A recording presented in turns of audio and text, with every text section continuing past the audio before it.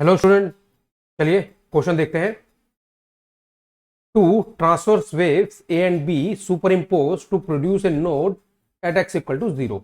If the equation of the wave A is Y equal to A cos K X plus omega T, then the equation of the wave B is. तो देखो, जब बात node की हो रही है यहाँ पे और node X equal to zero पे क्रिएट हो रहा है, तो हम यहाँ पे किसकी बात कर रहे हैं?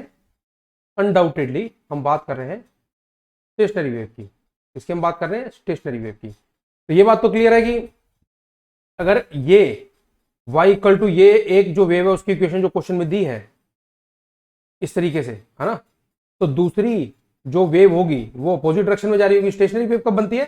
जब एक वेव ऐसे मूव करती है, एक वेव ऐसे मूव करती है। तो चलिए, जो क्वेश्चन में गिवन है उसको मैं y1 ले लेता हूं।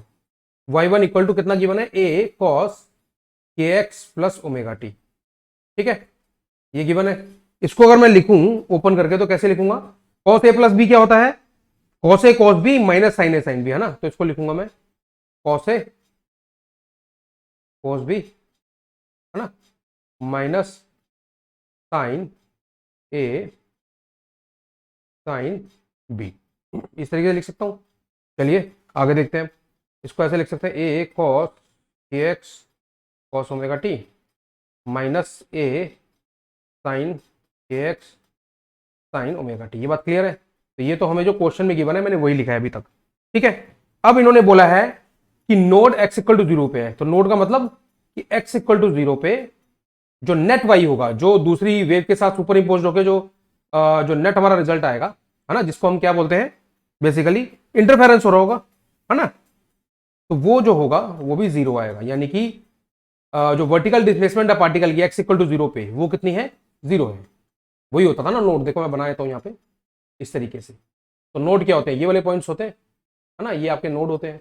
इनकी मतलब y, इनकी y की वैल्यू कितनी है? जीरो है। तो इसका मतलब अब जो मुझे चूज करना है, ध्यान से समझिएगा, x equal to zero put करके y इक्वल टू जीरो आना चाहिए।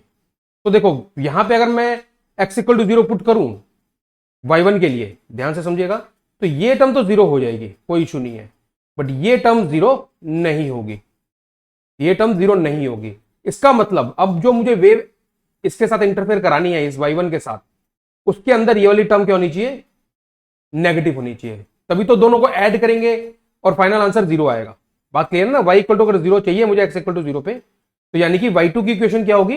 y2 में ये वाली टर्म हम क्या ले लेंगे?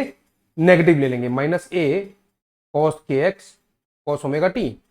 और ये वाली टर्म तो सेम ही आ जाती है, a sin kx sin omega T. ठीक है, ये y2 क्या है? दूसरी वेव की बात कर रहा हूं, दूसरी वेव की इक्वेशन है b जो है ना, इक्वेशन ऑफ वेव b।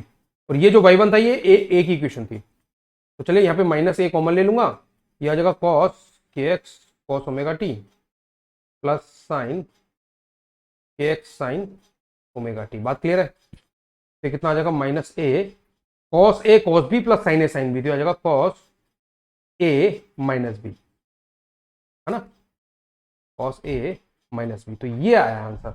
अब ये आंसर कौन सा हो सकता है? Option number C. तो option number C is the correct answer. I hope I have answered your question. Thank you very much.